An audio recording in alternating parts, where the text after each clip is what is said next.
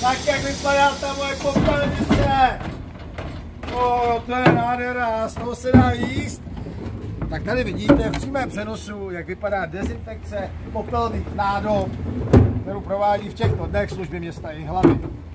Je to naprosto jednoduché, popelnici zvedneme do pícího vozu, kde je soustava kartáčů, tak kartáče, přidá se tam saponát, je to tedy pod studenou vodou, takže je potřeba si uvědomit, že ty tuky a takové ty různé nečistoty sebe nedostanou. Ale důležité je, že tam nejsou ty bakterie. Takže prosím vás, přátelé, ještě týden tento a další budeme dezinfikovat. Nezapomeňte přistavit popelnici, nechat ji tam až do večera a hlavně, abyste ji včas vyndali a měli jste ji vysypanou, protože v tom případě bychom vám neplatili dezinfekci.